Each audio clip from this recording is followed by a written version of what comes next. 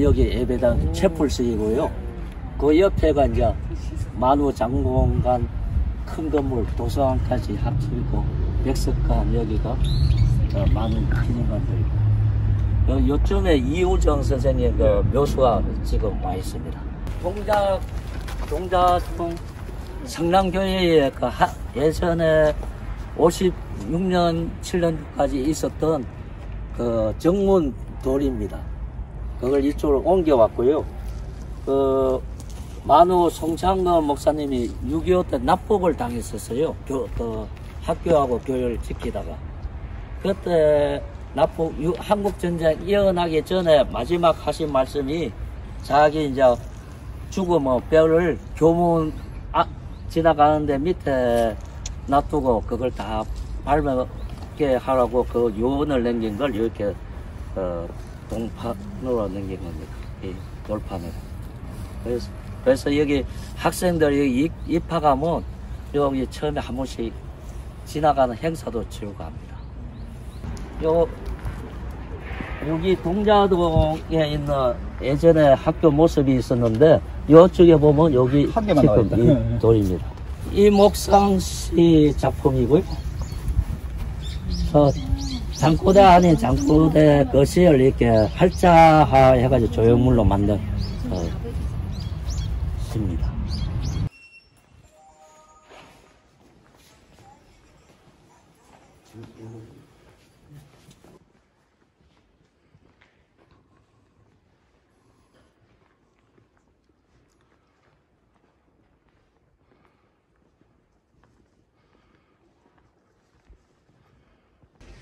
여기는 채플실로 저희 신학대학원생들은 일주일 화요일 수요일 날 꼭 채플 예배를 보게 되어 있습니다.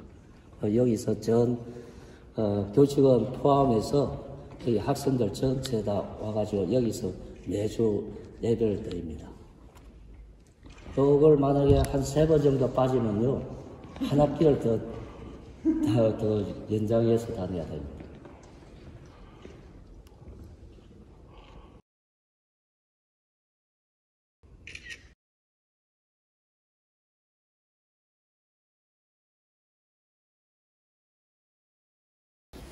여기는 장미로 만든 십자가 2015년도에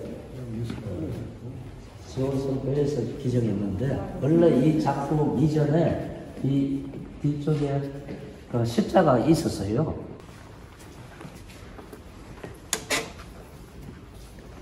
이주형 목사님이고요. 장공 기념사업회의 사무일 총괄을 하고 있습니다. 네.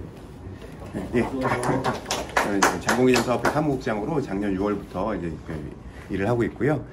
제 왼쪽이 어리신 시절부터 제 오른쪽에 이제 민주화 운동에 참여하실 때까지 일정이 나오는데요. 왼쪽은 한 1920년대까지, 1901년에 이제 출생하셨어요. 그래서 1920년대까지는 딱히 이제 어떤 신앙이나 이런 거에 대한 관심이 이제 없었습니다. 그런데 여기 네 번째 사진 보시면 이제 두 분이 같이 찍은 사진이 있는데, 여기 왼쪽에 계신 분이 이제 송치한근 목사님이시고, 오른쪽에 이제 김재준 목사님이신데, 미국에 이제 유학 시절에 찍으신 사진이거든요. 근데 송치한근 목사님이 그 20년도쯤에 그 민족의식이나 이런 것 별로 없이 자신의 일에 몰두하셨던 그 김재준 목사님 찾아오셔서 이렇게 신앙에 관해서도, 그리고 또 이제 민족을 위해서 이제 같이 일하자라는 이제 독려를 하셨고요. 그 후에 이제 일본으로 이제 유학 가셔서 본격적으로 신학 공부하시고, 미국에서도 이제 신학 공부 마치시고, 그 후에 이제 한국으로 돌아오셔서 본격적인 이제 교육 사업에 헌신하셨습니다. 여기 이제 여러분이 같이 찍으신 사진은 이제 미국에서 공부하시고 돌아오셔서 제일 처음 신학 교육을 이제 직접 하신 건 아니시고요. 그때 당시 이제 그 평양에서 숭인학교라는 곳에서 이제 중학교 학생들 가르치시고, 여기서는 이제 명동청 부근에 있는 은진중학교라는 곳에서 또 학생들을 가르치실 때 그 부근에서 찍으신 사진입니다. 여기 함석헌 선생님도 계시고요. 여기는 캐나다에 있는데 이상철 목사님. 이상철 목사님이 여기 김재준 그 목사님의 사이 되십니다. 또 글씨체가 문익환 목사님 사모님 되는 박영길 장로님의 글씨체입니다.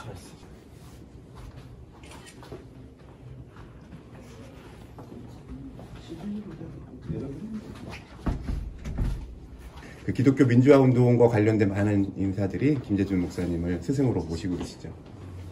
네, 그래서 그 뒤쪽에 큰 사진이 민주화 운동하고 얼마나 이렇게 연관이 있으셨는지 이제 그 증거처럼 보여주는 사진인데요. 가운데 이제 장봉 목사님 계시고, 왼쪽에 장준하 그 선생님, 그리고 제일 왼쪽이 그 개훈재 의원이시고, 뒤에 함석 선생님도 함석헌 목사님 계시고, 이병림 변호사. 제일 오른쪽이 이병림 변호사님.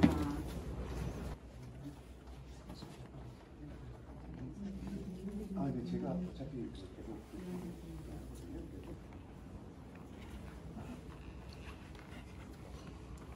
지금 저 뒤에 병풍은 이제 김재준 목사님이 쓰신 이제 팔복을 한글 한자 성경에 있는 이제 팔복에 마태복음에 있는 팔복의 내용을 쓰신 거고요. 그리고 옆에 이제 한글로는 그거에 대한 이제 개인적인 이렇게 해설을 적어 놓으신 거예요.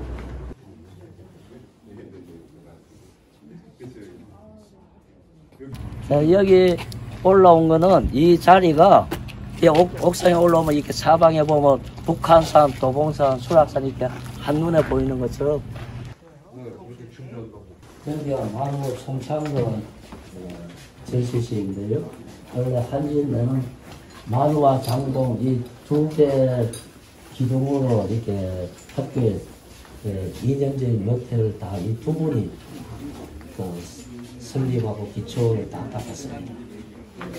근데 이 송창걸 목사님은 6.25 때 납북돼가지고 일찍 돌아가셔가지고 그 전에 이 조선신학교하고 여기 조선신학교를 다 폐쇄되고 나서 다시 신학교 만드는 데에 결정적인 역할을 하신 거예요.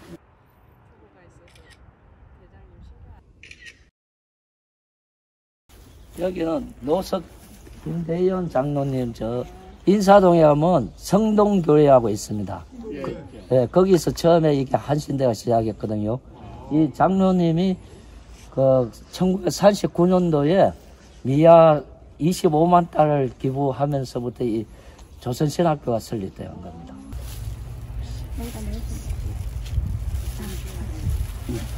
제가 한빛교회 지금 전도사로 있는데요. 이 이우정 교수님이 한빛교회에서 마지막까지 장로로 계셨습니다. 3.1 구국선언 명동에서 발표할 때 모니카 목사님이 작성하고 이우정 선생님이 발표를 했습니다.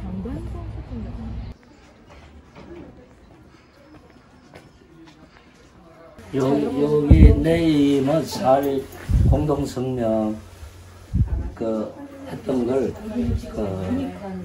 박영길 장로님이 그대로 옮겨 쓴 겁니다.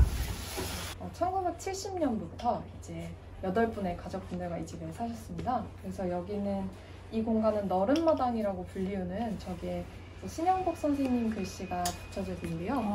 네, 여기가 이제 마루 공간이었고, 네, 이쪽 왼쪽에 있는 방은 그 아들방이라고 하셔서 문익환 목사님의 새 아드님이 이제 거주하셨던 방입니다. 건너편에 있는 방은 기도방이라는 곳인데요.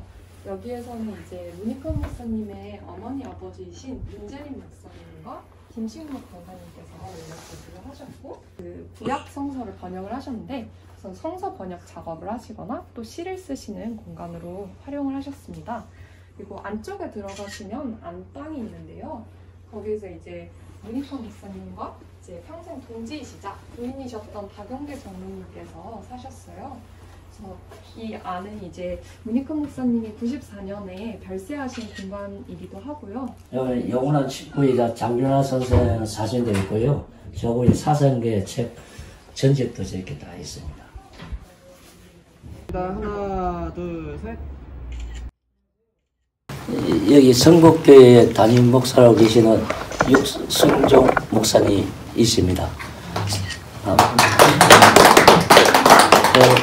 재작년까지 우리 기장의 총회장 아주 우리 그 교단의 큰 어른으로서 이렇게 훌륭하게 이수를 하시고 또 저희 CR하고도 조금 예전에 CR 재단의 이사로도 조금 했었습니다. 그래서 오늘은 여기 성북교회에 장공 김재준 선생님 아드님이 여기에 그 교회에 다니고 있습니다. 그래서 장공 선생님하고 여기 성북교회에 관련된 걸 이렇게 말씀을 부탁드리려고 지금 한 겁니다.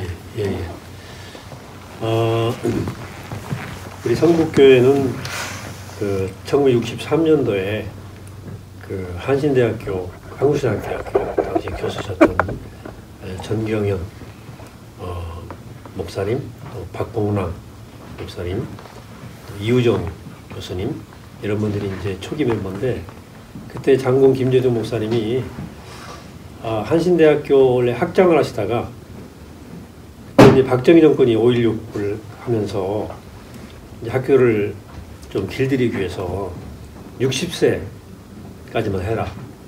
60세 이상 되는 교수들은 다 은퇴하도록 했어요.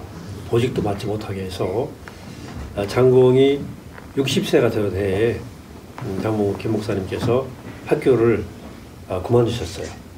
학장직을 그만두시고 그때 여기 수유리에 국민주택이 형성됐습니다. 일대에. 그때 이쪽 오신 거예요. 국민주택으로 오셔서 생활하시다가 후배 그 교수님들이 교회를 세운다 그러니까 그게 동참하셨고 여기 땅만 이 자리가 원래 개울 수유리 물 흐르는 개울이어서 지금 다 이제 여기 도로가 막히고 다 이렇게 대제가 된 거죠.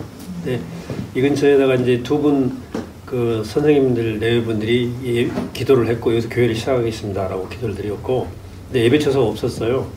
그래서 장공 김종규 목사님께서 우리 집에서 하자. 그래서 장공의 댁에서 저희 교회가 첫 예배를 드렸습니다.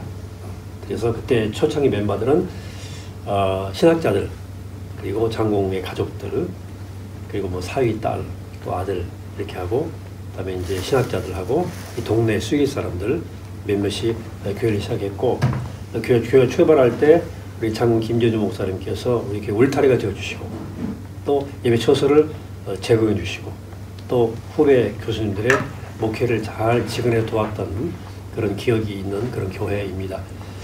장군 김재준 목사님이 원래 세운 교회가 경동교회죠. 경동교회 이미 그전에 강원우 목사님 목회를 잘하고 계셨고 그리고 이제 수요일은 학교가 가깝고 본인 대학이 여기고 거처가 여기고 또 자식들이 근처에 또 사셔서 성북교회 한 가족이 되셨고 지금도 아까 말씀드린 대로 우리 장공의 막내 아들 김관영 장로님께서 원로 장로님 또 그 며느리인 이정희 장로님께서도 원로 장로님으로 계시고 또 손녀 딸도 여기 나오고 있고 그래서 장공의 가족의 뿌리가 우리 교회에 다 있는 그런 교회입니다. 그리고 이제 장공의 다른 자녀들은 다 카나다에 가 계시고 국내에 있는 그 우리 김관영 장로님의 가족이 우리 교회 뿌리가 되셨고 또 손녀까지 이어 내려와서 장공의 큰 뿌리가 우리 교회와 다 있다 생각하고 늘 감사한 마음으로 또 자부심을 가지고 또 교인들이 기억하고 있습니다. 네. 또 뭐 물어주시면 좀 이따가 또 이 뒤에 안병모 선생님 그 마르다의 집에 이제 갈 거거든요. 네. 그 안병모 선생님 마르다의 집에 대해서 좀 그 목사님께서 좀 소개해 주시죠. 안병모 목사님의 마르다의 집에 대해서 히스토리는 정확히 제가 기억을 못하고 있고요. 단 이제 장공과 안병무 선생님의 관계는 여러분 아시다시피 영종의 은진중학교 이제 장공이 평양 숭인 상업학교 계시다가 카나다 선교사들이 세운 카나다 선교사들이 우리 기장의 이제 뿌리의 친구 같은 분들인데 그분들이 만주 북한도 쪽에다가 학교를 몇 개 세웠습니다. 그중에 하나가 은진중학교예요. 거기에 장공이 요즘 교목이죠. 교목으로 가셨는데 그때 강원영이 학생이었고 또 안병무가 학생이었습니다. 학생이었고 그다음에 문익환 목사님은 바로 졸업하셨고 가셨을 때 그때 이제 강원용 안병무 학생이어서 젊은 성경교사 교목과 또 꿈을 품은 교목과 그 꿈을 품었던 그 청년들이 만나서 그때 인연이 이제 북한도에서 인연이 계속해서 이어져서 안 목사님도 한신에 몸담게 되시고 또 후학도 가르치신 일에 또 동참하시면서 관계가 그렇게 역사가 이어져 갔던 것이죠. 그래서 어쨌든 장공의 큰 품 안에서 그런 큰 인물들이 많이 나온 것 같아요. 그래서 장공이 그 은진중학교에 교목으로 부임한 때 설교가 사람을 낳은 어부, 마태복음 4장의 본문을 가지고 사람을 낳은 어부가 되어라고 하는 말씀으로 설교를 하셨고, 사실은 장공은 꿈이 교육자였어요. 교육자. 그러니까 일제 시대를 지내면서 희망 없는 이 시대에 결국은 사람을 키우는 길에 민족의 미래가 있겠다 생각해서 그때도 이제 그런 마음을 가지고 후학들을 키우셨고, 그래서 목사가 되겠다는 생각보다는 이 민족의 미래에 인물들을 키워내야 되겠다 하는 생각이 젊을 때부터 계셨어요. 그래서 이제 성사학원 가셨을 때도 일본 유학 가서도 그런 마음이 꾹 계셨고, 나중에 이제 이 길을 걸으면 그걸 목사가 돼야 되는구나 생각 목사가 되셨지, 처음에 은진중학교에서 학생들 가르칠 때나 그때부터도 항상 그 도털의 상수리를 보는 마음을 가지고 인물들을 향해서 기도하고 마음을 주고 꿈을 주었던 그런 인연 때문에 그때 중학교 시절에 우리 안 목사님께서 우리 김 목사님을 만나서 큰 꿈을 품는 그런 계기가 되지 않았나 그렇게 추측해 봅니다. 마리아다의 집은 제가 자세히 내용을 제가 설명드리긴 좀 한계가 있습니다. 그리고 이 쌍문동에 함석헌 선생님이 80대 여기 사셨는데, 네. 그 장공 선생님도 이렇게 귀국해가지고 요 근처에서 사시면 이렇게 두 분의 관계나 좀 목사님이 하시는 이렇게 그런 거 함석헌 선생님 연관해서 또 장공 선생님 이렇게 안병무 선생님도 포함해가지고 이렇게 좀 말씀해 주시면 감사하겠습니다. 어쨌든 시대의 큰 어른들이시죠, 사실은. 근데 이제 한국 사회가 격변으로 돌아가면서 장공은 기독교가, 한국 기독교가, 개신교가 결국은 이승만 정부 때 그 한 배를 탄 거죠. 한 배를 탄, 이승만이 장로였고 주위에 목회자 장로들이 이승만 정부 주위에 많았고, 우리 교단의 어른 중에도 그 당시에 정권에 일한 분도 계시고, 그래서 사실은 거의 이승만 정부와 함께 한 배를 타고 와서 4.19가 터진 다음에 4.19 때 교회가 다 침묵했죠. 침묵해서 4.19 이후에 이제 4.19 끝나고 난 다음에 이제 학생들이 죽고 그런 역사의 변혁기를 보면서 장공도 그렇고 한국사 지성들이 많은 고민을 한 거죠. 우리가 자유당정권에 대해서 어떤 자세를 취했던가 사실상 부역한 거죠. 이런 부담들이 밀려오기 시작했고, 한일협정 때 이제 처음 목소리를 내기 시작하고, 그다음에 이제 유신 정부 때는 적극적으로 목소리를 내죠. 그러면서 이제 그 와중에서 한국 사회가 소위 이제 그 당시에는 소위 리버럴들이죠. 유학 갔다 온 사람들, 새로운 민주주의를 향한 그 열망을 가진 사람들이 이제 모여들면서 어른을 세우기 원했고, 한국 어른을 보니까 역시 이제 목사로서는 장공, 사상가로서는 함석헌 선생님이 본 거죠. 근데 두 분이 그때 역사의 변혁에 함께 손을 마주잡고 한국 사회를 위해서 헌신하셨지만 두 분 사이에는 좀 결이 약간 다른 결이 있습니다. 그러면 장공은 우리가 밀가루의 누룩처럼 역사를 변혁하고자 하는, 그러니까 역사를 변혁하고자 하는 하나님 나라죠. 신학자이기 때문에 이 땅에 하나님 나라를 이루어야 되겠다 하는 역사 변혁에 대한 욕구가 강했고, 함석헌 선생님의 생각은 세상이 잘못됐기 때문에 참여하고 동참했지만 나 자신이 내 자아가 올곧게 바로 서는 것, 이거 굉장히 중요시했던 것 같아요. 우리가 고추 서고 바로 서는 것, 내가 한 사람의 인격체로 하나의 씨알로서 자각하고 바로 서는 것이 더 중요하다고 보셨던 것 같아요. 그래서 함석헌 선생님은 세상에 논리가 있다고 보신 것 같아요. 세상적 논리가 있어서 잘못하면 어설프게 하면 먹혀서 우리가 먼저 바로 서고 내가 정말 씨알로서의 정체성을 분명히 하고 서는 것이 더 중요하다고 보신 것 같고, 물론 같이 큰 틀에서는 같지만 장공은 방점이 역사 변혁 쪽에 더 자신 있었어요. 신학자이기 때문에. 그래서 역사 변혁하러 들어가야 된다. 그다음에 하나님 나라를 일구어야 된다는 의지가 강했고, 근데 그런 면에서 이제 두 분이 같지만 또 다른 면이 있다. 저는 그렇게 봅니다. 그래서 근데 지금 보니까 두 분 다 옳은 얘기예요. 그러니까 역사가 이렇게 어려운 시대에서 교회가 한국 개신교가 역사의 어둠 앞에서 빛을 발해야 되는 역할을 해야 되는 동시에, 그러나 우리가 지난 정부의 진보 정권이 사실은 실패라고까지 보기는 어렵지만 어쨌든 잘하지를 못했어요. 볼 때 국민들이 그놈이다 생각하거든요. 그래서 자기 자신이 하나의 주체로서 바로 정직하게 바로 서는 것 자체가 시대에 기여할 수도 있는 길이다. 이런 생각이 함성은 선생님에서 있었던 것 같아요. 그래서 그걸 생각하면 두 분의 뜻이 다 소중하다. 그래서 우리가 정말로 우리가 바로 서서 세상을 변화시킬 만한 주체로서 바로 서는 것, 자기를 고추 세우는 것이 정말 중요하고, 그런 자기 정진, 자기 노력, 자기 훈련이 없이 세상에 뛰어드는 것은 잘못하면 먹힐 수 있고, 용어도 올 수도 있고, 그래 조심스럽다. 그래 저 같은 목사는 이제 하나님 나라의 운동의 가치를 가지고, 우리가 이제 사회정치 운동만 하는 게 아니고 이건 하나님 나라 운동을 하는 거죠. 하나의 도구, 또 방편인 거죠. 그래서 복음과 진리는 모든 가치를 상대화시킨다 생각해요.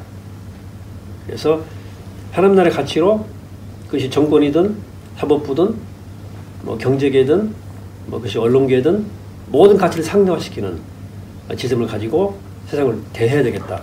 그래서 쉽게 권력에 불하지 않고 또 금욕에 불하지 않고, 그리고 스스로가 거기에 먹히지 않고 자기를 바로 세워서 자기를 똑바로 세워서 세상 속에 살아가는 그런 걸음을 걸어가야 되겠다. 우리는 종교인이기 때문에 구도의 자세로, 세상이 사실 조심스럽습니다. 이제는 다 전문가 시대고, 그래서 예전처럼 교회가 또 이 종교가 사회 전체를 컨트롤하기 어려운 시대가 돼서 고민되는 점은 사실 있습니다. 어떻게 세상에 참여하고 어떻게 목소리를 낼까 고민하면서 또 기도하는 마음으로 이렇게 저는 가고 있고 그렇게 참여하려고 생각하고 있습니다. 저도 말씀드리죠. 장군과 함석헌이 같은 친구였고 동시대 큰 어른이었으나 두 분 사이 약간의 결이 달랐다.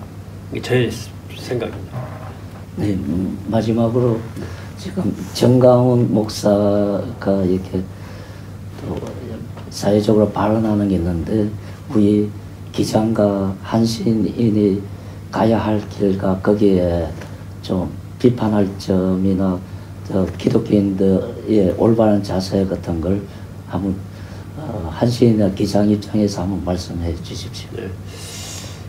정광훈 목사는 그냥 저희는 정광훈 씨 이렇게 부르거든요. 왜냐면 이제 그게 극우 정치인이죠. 종교인이라고 말하기가 어렵다. 그러니까 제가 아까도 말씀드렸지만 신앙운동은 세속적 가치를 상대화시키는 겁니다. 예수가 세상 하나님 나라를 위해서 오셨지만 권력의 길과 금욕의 길을 걷지 않는 이유가 있어요. 그러니까 어쨌든 정광훈 씨는 제가 원래 종교인이라기보다는 극우 정치인이다. 종교를 빌미로 종교를 차용한 극우 정치인이다 그런 생각이 들고, 그에게는 복음이 우선순위가 아닌 것 같아요. 제가 볼 때는 극우 정치를 확산시키는 것이 최선의 목적이 아닌가 하는 생각이 들어서 참 종교를 이용한 그런 극우 정치이고 하나님 나라를 훼손시키는 국가적인 재앙이고 우리 기독교적으로는 반기독교적인 그런 인물이다 생각을 하고, 그래서 제가 이제 총회장 할 때 한국교회로 하여금 축출하라고 제가 성명서를 냈어요. 광화문 때 막 그 코로나 감염 질환제가 되고 막 시끄럽게 하고 막 그럴 때 제가 성명서를 발표를 했는데 좀 많이 시달렸습니다. 정광훈 매니아가 많아요. 매니아가 많고 그 유튜브 한번 제가 이제 낸 성명서를 가지고 한번 그 비판을 올리면 그 팔로워들이 막 몇십만이 되기 때문에 엄청나게 막 보고 우리 교회 공격도 하고 막 제 설교 들어와서 막 댓글 달고 막 공격하고 전화도 오고 그랬어요. 제가 뭐 원래 그렇게 뭐 그런 활동 안 한다는 사람이죠. 순한 사람이라 좀 하다가 말았습니다만은 그 팬덤이 엄청나다. 우리 교회 안에도 있더라고요. 네, 우리 교회 안에도 아마미에 그 팔로우 팬덤이 있고 광범한 팬덤들이 있어요. 왜냐하면 이제 요즘에 나는 신이라는 그 다큐멘터리도 있지만 사람들이 그런 이단이나 편향된 확증 편향에 빠진 이유는 두 가지거든요. 외로움과 불확실성이에요. 인간은 전조론적으로 외롭습니다. 자기 혼자거든요. 결국은 혼자 살아가는 거예요. 외롭고 그다음에 불확실하다. 세상. 확실한 게 아무것도 없잖아요. 근데 이 자기 존재감이 충만하지 못한 사람들은 외로움을 견뎌야 되는 거고요. 불확실성은 견뎌야 되는 거예요. 가면서 희미하지만 가면서 조금씩 확실해지는 것도 있고 뭐 그렇지 못한 부분도 있거나 끝없이 우리가 구도의 길을 걸어가야 되는 거거든요. 지를 향해서 불확실성은 견뎌내야 하는 거죠. 근데 그걸 못 견디기 때문에 청년들이나 젊은이들, 그다음에 청년적으로 취약한 사람들 이런 사람들에게 이제 따뜻한 공동체, 그다음에 확실한 얘기를 해주는 거예요. 이게 정답이다. 따라와. 이게 답이야. 단순한 논리를, 로직을 전개하는 겁니다.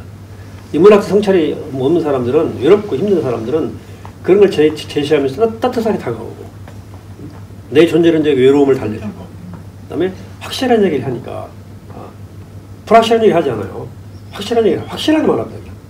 그러니까 그게 이제 경도되기도 하고, 휩쓸리기도 하고, 계속 확증 편향을 강화시키고, 자기 신격화하는 그런 과정에 사람들이 이제 쏠려 들어가는 거죠.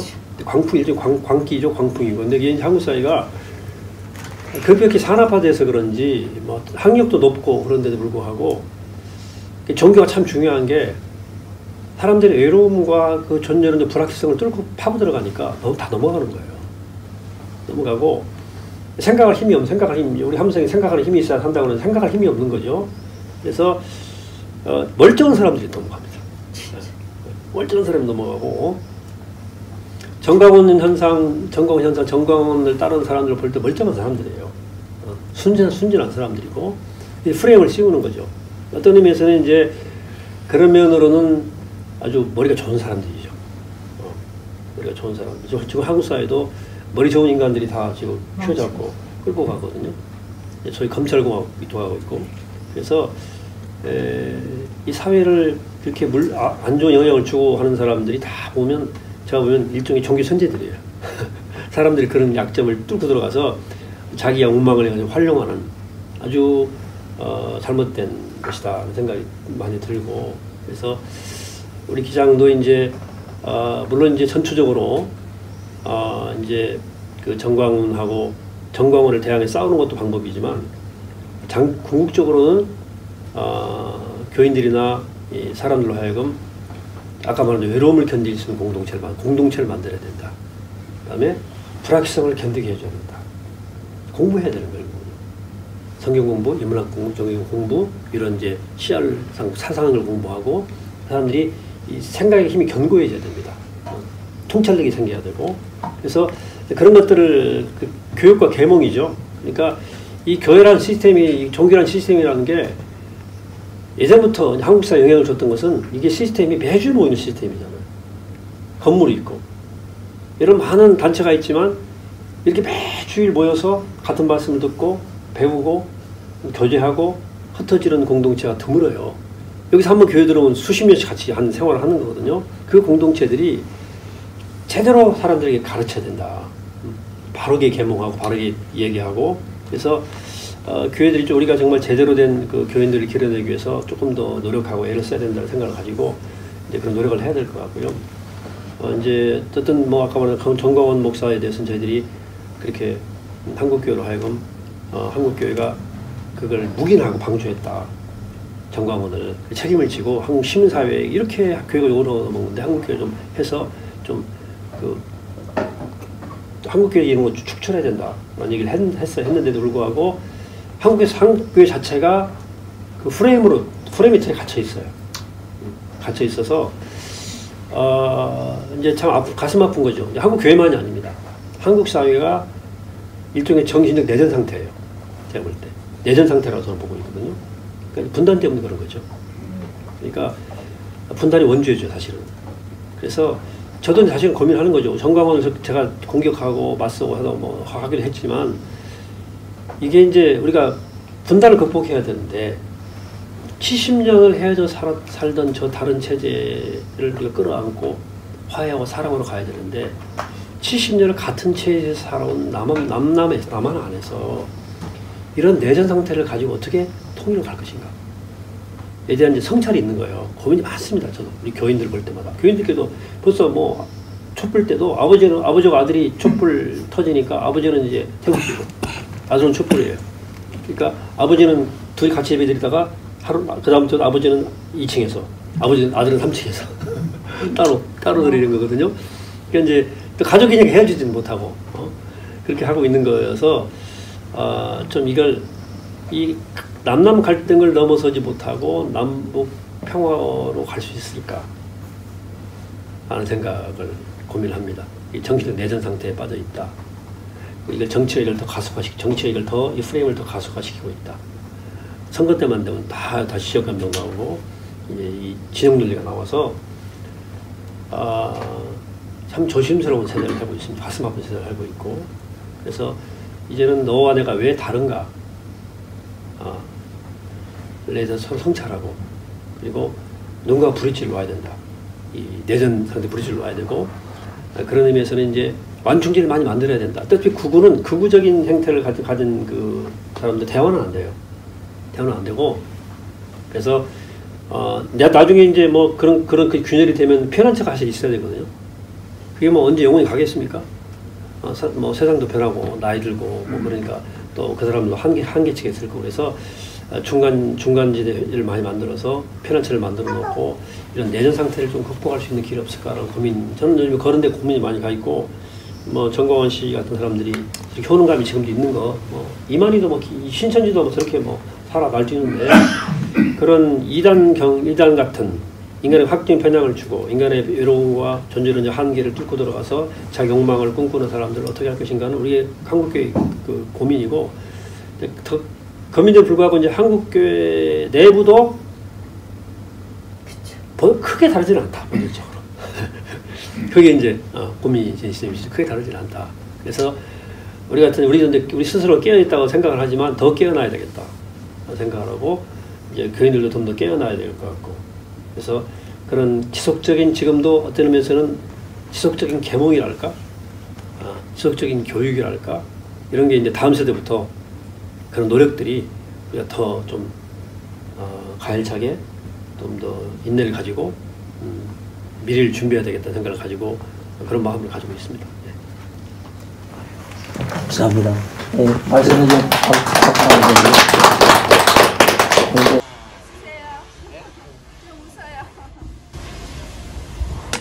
하고 2월 설날 때나 안 가면 4.19 행사 있을 때 여기서 거의 다 모여 있었습니다. 제야 인사들이 아지트 역할을 여기서 가장 많이 했고요. 그리고 고은신을 주례를 여기서 함석헌 선생님이 주례 서고 고은신이 결혼을 여기서 했습니다.